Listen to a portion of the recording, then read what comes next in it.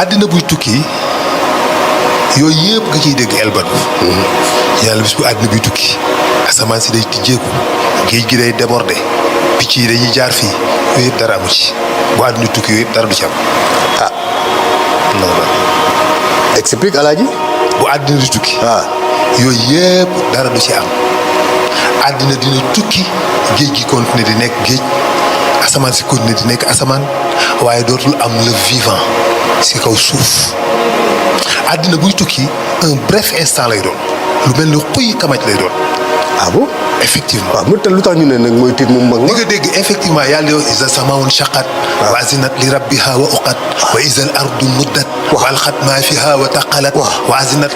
li rabbiha wa uqat isa samaun fatarat wa isa al kawakibun tasarat ja shamsu kayrat wa ja nujumun kadarat gis nga yooyu yëpp événement yooyu yëpp alxuraan la wax alxuraan la waaw yow mal xiyaam lay am du am bu àdduna tukki Alaaji expliqué ko très bien waaw kay àddina buy tukki waaw benn yuuxu rek la mooy am maa yanzuruna ila sayhatan wahidatan loolu la yàlla wax du ñu dégg lu dul benn yuux benn teet kandax ñëpp ni xandang point bas nekku lu ñuy waaj nekku lu ñuy préparé du ñu jóg di dem di préparé ci seen bopp àdduna buy waaj a tukki ñi géej gi déborde ñii jaar fii ñii dem dugg ci jàkka yi naan laa ilaha illallah moom kay ku nekk profité di gaaw julli yooyu du loolu yàlla du leen may temps boobu yàlla mu ne du ngeen am temps wu du ñu am temps wu dem def seen testament wala ñuy dellu ci seenu njaboot mu ne buy tukki noonu la demee yàllaa ko wax loolu alxuraan la du ñu am temps bi daf lay doon benn flash tay ñëpp ni xandang donc day leen bett dañuy surprendre benn ajjuma lay doon ca yoor bu tombeek benn jour tamxarit jour vendredi la doon bu tombeek jour tamxarit ci yoor ay bont 10 heures ci suba bon moo def heure xadratul juma lay doon. déedéet loolu dañuy wax ne la yow ma la xiyaam mooy nekk heure xadratul juma. ok waaye àdduna bi tukki yoor lay tukki. d'accord 10 heures ci suba jekk fekk nit ñaa ngi ci seen i activité ñii liggéey nañ ñi ngi ca marché ba mu jekk-jekk rek jibril ñëw rek xaajoo rek ñëpp ni xàndang mais nit jinne kaña mbët fas picc leneen luy dox ci biir géej li ci biir suuf si sax yi walax njaan yi fel yi li gën a tuuti lépp lu jibril mooy xaaj wala asraf lépp luy dund jibril moo leen di xaaju lépp luy dund asrafil day wal buftu bisu dekki lépp luy dund rek day deesi lu ko léegi nag suuf si continuer di tourner jant bi continuer di fenk di sox géej gi continuer di buur mais dootul am le vivant végétation bi au fur et à mesure mu dem ba benn instant bu demee plusieurs millions d'années jant bi dafay exploser jant bi bu exploser maanaam parce que dafay vider cette carburant am dafay jeex hydrogène bi nga xam ne moom lay fusionner pour former l'hélium dafay jeex maanaam réservoir bi jeex amatul doon bu jeexee léegi day fusionner l'hélium donc loolu def benn explosion loolu masse boobu corps boo ci kaw da koy propulser da koy sànni bu ko defee day mel ni gis jant bi mel luy gonfler di ngand di ñëw bay frôler la terre suuf si day ñëw ba jant bi di ko frôler léegi nag avant muy egsi boobu loolu lépp luy def ci benn instant luy jël ay millions d'années lay doon avant muy egsi température yi dina egg ay 1000 degrés 5000 degrés ci kaw suuf bu ko defee dina fekk ni géej gi danañ évaporer garab yi tàkk géej gi day mujj tàkk garab yi dañuy tàkk bépp particule ndox bu nekkoon ci ba ci biir suuf ba ci biir souterrain bi day génn day évaporer génn disparaître suuf si lépp rasé amatul benn pepp gàncaxu garab amatul benn pepp bâtiment booy gis construction booy gis trace am parce que même fer bi nga fi bàyyi woon fer boobu dafay évaporer nekk gaz parce que le fer à 3700 degrés day évaporer nekk gaz boo ko yóbbu température boo ko yóbbu 3700 degrés rek day waxuma la day ruy mais day ŋeer xam nga ŋeer.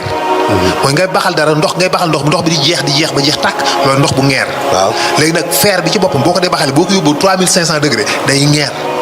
bu ko defee moo tax fer bi nekkoon ci kaw suuf si lépp day ngeer mu lépp luy dëgg rek suuf kese moo fi des boo koŋ beñ boo koŋ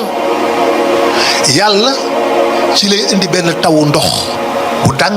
ndox boobu bu dalee ci kaw suuf si mooy remuer waat bépp poussière particule organique bu mas a nekk ci bépp mbindeef buy dund loolu remuer wu le vivant commencé ñëwaat. loolu dekki ga la. loolu dekki ga lay doon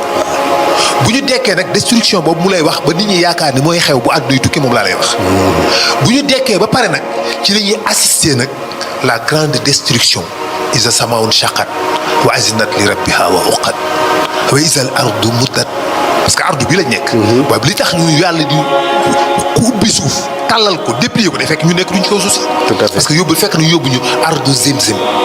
yawma tubaddalul ardu xayril ardi wa samawati wa barazu lillahi waahidil qahaar moo tax yawmal xiyaam ci beneen univers lay am du univers bi parce que yàlla nee na bis bu ñu échanger suuf bi ak asamaan yi dañ koy échanger ak yeneen ça veut dire que ñun dañuy yóbbu ci beneen kii léegi nag mu commencé nag le bicrip moom la scientifique di wax le bicrip la grande déchirure wala la grande destruction en tout cas dafay am benn fission buy am. ce ne sera pas une fusion mais une fission. boo xamante ni dafay am ci les étoiles sur la matière même bi étoiles yi nga gis ñu cassé galaxies yi da gis ñu cassé dispersé wu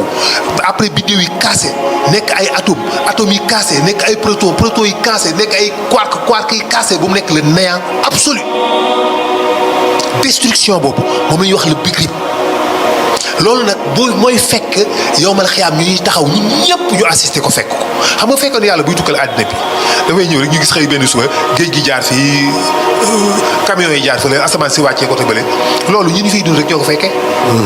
instant boobu rek instant bi nga xam ñuy dund instant boobu rek ñoo ko fekkee ñi fi jàll ñëpp fekkewuñ ko te lii dafa nekk phénomène boo xam ni ñëpp dañ ko war a fekkee moo tax bisu dekk ba ñëpp dekki nag ci li ñuy taxaw ci ardu zimzim maanaam ñu yóbbuñ ci beneen planète. jugal ci beneen univers ñu jàkkaarloog suñu univers nag gis yàlla di ko détruire ba mu nekk le néant absolu ci la ñuy soog a xamee ni kon c'est fini dellu àdduna mënut la nekk c'est fini léegi affronter li fi nekk rek moo fi des. te yàlla ji. wallaahi la si boobaa la nit di xam ni c'est trop tard parce que nit dana ñaan yàlla teg maa delloo ci àddina yàlla ni la àddina boobu existé tul détruire nañ ko. c'est fini foofu existé tul foofu amatul léegi fii rek moo fi nekk soit nga dëkk nii mbaa nga dëkk ne loolu mooy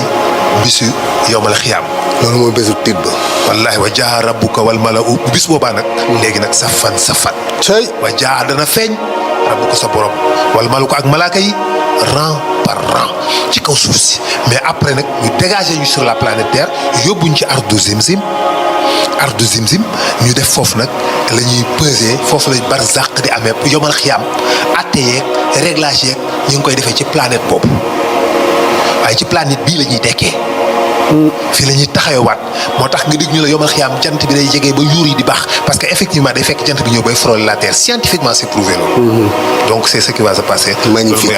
Alaaji loolu dinañ ci ñëwaat loolu rek émission la. incha allah yàlla xam na ko loolu rek émission la àjjana ak safara ak barzaq ak yooyu rek émission la.